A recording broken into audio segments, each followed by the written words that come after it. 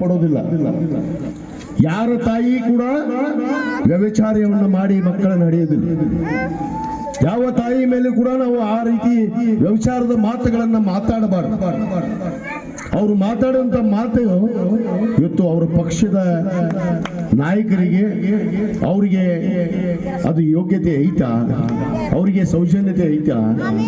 ಒಬ್ಬರ ತಾಯಿ ಬಗ್ಗೆ ಒಬ್ಬ ಧೀರ ಶೂರ ಬ್ರಿಟಿಷ್ ವಿರುದ್ಧ ಹೋರಾಟವನ್ನು ಮಾಡಿ ನಮ್ಮ ದೇಶದ ಸ್ವಾತಂತ್ರ್ಯಕ್ಕಾಗಿ 2 ಮಕ್ಕಳನ್ನ ಒತ್ತಿ ಇಟ್ಟಂತ ಶೂರ ಧೀರ ಯಾರಾದ್ರಿದ್ರೆ ಹಜರತ್ ಟಿಪ್ಪು ಸುಲ್ತಾನ್ ಅವರನ್ನು ಮಾತನ್ನು ನಾವು ಇವತ್ತು ಕೈ ಎತ್ತಿ ಹೇಳಬೇಕಾಗತ್ತೆ.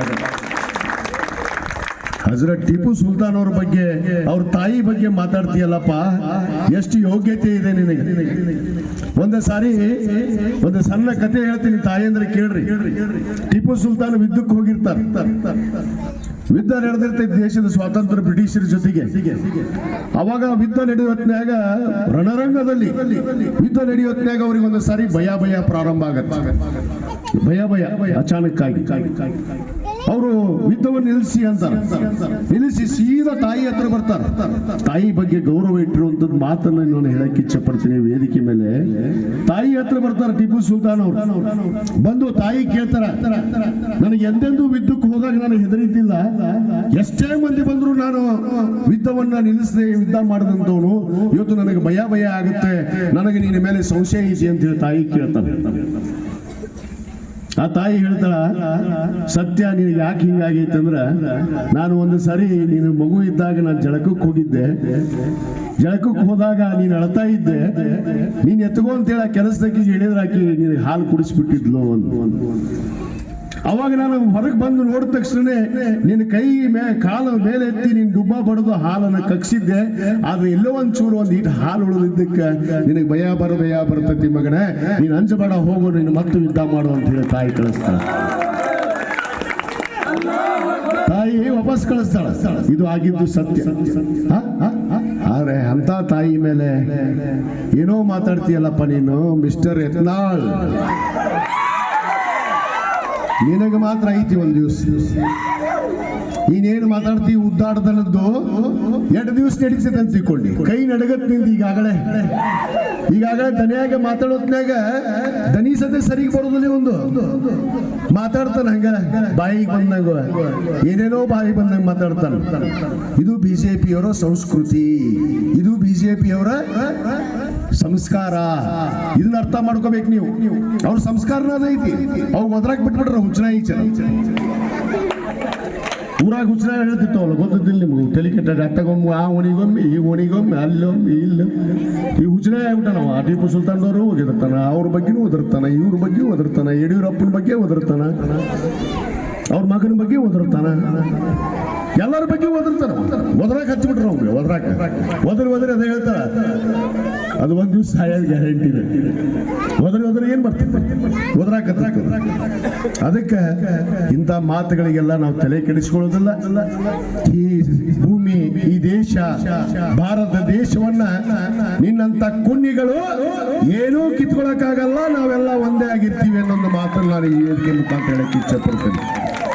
ನಾವು ಹಿಂದೂ, ಮುಸ್ಲಿಂ, ಸೈಕ್ ಎಲ್ಲ ಧರ್ಮದವರು ನಾವು ಒಂದಾಗಿ ಈ ಭಾರತ ದೇಶವನ್ನ ಕಟ್ಟಿದ್ದೇವೆ, ಮುಂದೂ ಕೂಡ ಕಟ್ಟುತ್ತೀವಿ ಅನ್ನೋದನ್ನ ನಾನು ಈ ವೇದಿಕೆ ಮುಖಾಂತರ ಅವರಿಗೆ ಈ ಸಂದೇಶವನ್ನ ನಾನು ಯತ್ನಾಳಕ್ಕೆ ಕೊಡಕ್ಕೆ ಇಚ್ಛೆ ಪಡ್ತೇನೆ. ನೀನೇನೇ ಒದರ್ತಿ ನೋಡೋಣ. 8 ದಿವಸ ಒದರ್ತಿ, ಇನ್ನೆಷ್ಟು ದಿವಸ ಐತಿ ಶಕ್ತಿ ಅದ.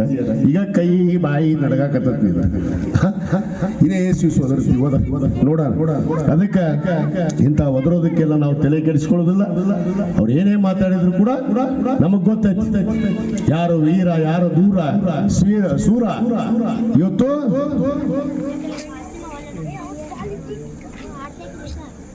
ನಮಗ್ ಗೊತ್ತೈತಿ ಯಾರು ವೀರ, ಧೀರ, ಸೂರ ಅಂತೇಳಿ.